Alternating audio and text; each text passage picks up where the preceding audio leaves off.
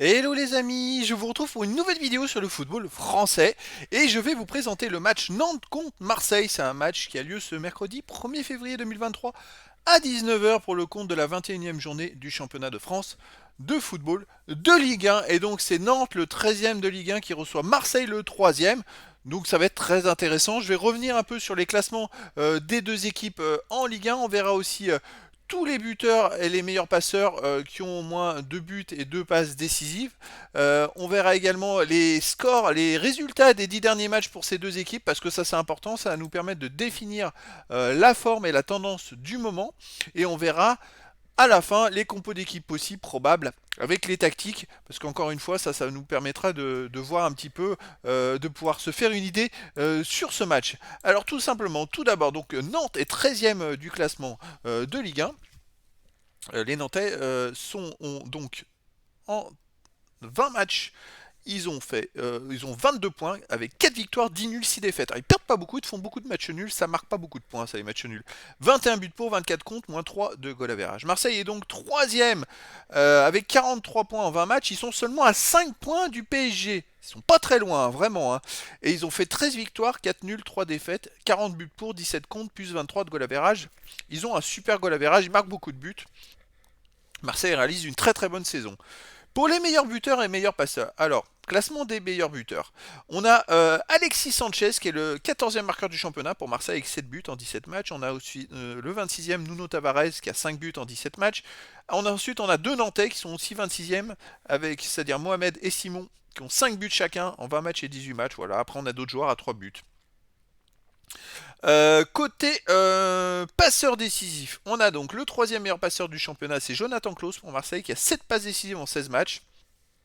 Après, pour les deux équipes, ça tombe à 3 passes. On a pour Marseille Guendouzi, Payet, Under.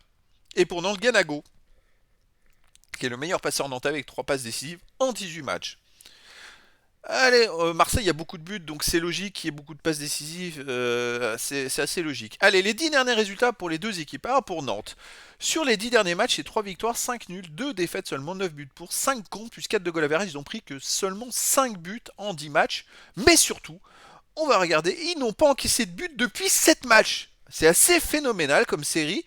C'est-à-dire qu'ils n'ont pas encaissé de but depuis un match amical contre l'Orient. Et ça date du 21 décembre dernier. C'est-à-dire que tous les matchs officiels, depuis la reprise après la trêve due à la Coupe du Monde au Qatar, ils n'ont pas encaissé de but. Là, ils sont dans une sacrée phase. Là, ils viennent de faire 0-0 à Clermont. Ils ont fait 0-0 à Caen en Coupe de France, mais ils sont qualifiés au tir au but. 3-0 à Montpellier, 0-0 à domicile contre Lyon. Ils ont gagné 2-0 à Vire. Ils ont gagné contre Auxerre 1-0. Ils ont fait 0-0 à 3. Voilà, parfait. Côté Marseille, sur les 10 derniers matchs, c'est pas mal, vraiment pas mal. C'est 8 victoires, un nul, seulement une défaite, 22 buts pour, 8 contre, plus 14 de goal average. Encore la défaite, elle était le 1er novembre dernier, c'est-à-dire que depuis, ils n'ont pas fait une seule défaite. Et surtout, le match nul, il était juste là. Le match nul, c'était en Ligue 1, pas en Coupe de France, bien sûr. Euh, Pourquoi il met ça? Hop, CO. Voilà, en Ligue 1, contre. Pas CO. Ah, voilà, en Ligue 1 contre Monaco, la dernière journée de championnat. Mais sinon, ils avaient quand même enchaîné 8 victoires d'affilée. Donc Marseille est quand même en super forme. Et de l'autre côté, on a Nantes qui n'encaisse pas de but. Ça, c'est très intéressant comme match. On va voir les compos d'équipes possibles, probables. Tout peut évoluer d'ici le début du match. Alors pour Nantes, gardien Lafont, défense 111, Giroto, Castelletto ou Joao Victor, Adjam, milieu de terrain défensif Sissoko et Chirivella, milieu offensif et les Blas, Mollet, Simon, attaquant Mohamed. Pour Marseille, donc c'est du 4-2-3. Pour Marseille, on a gardien Blanco ou Paul Lopez, défense Mbemba, Gigot, Kolasinac, milieu de terrain Under ou Klaus, Rongier, Verretou, Nuno Tavares, milieu offensif Malinowski, Gendouzi et attaquant Alexis Sanchez. Donc là c'est du 3-4-2-1. Alors c'est beaucoup de milieu de terrain pour pouvoir faire du pressing, être très offensif. Et d'ailleurs, ça marche. Ils ont quand même mis 40 buts en 20 matchs. Ils n'en ont pris que 17. Hein. Donc là, les amis, on a quand même face à face une équipe Nantes qui est plutôt pas mal en ce moment, qui remonte au classement, qui n'encaisse plus de buts depuis 7 matchs. Et en face, on a Marseille qui est troisième du général, seulement 5 points du PSG, et qui vraiment fait une énorme saison.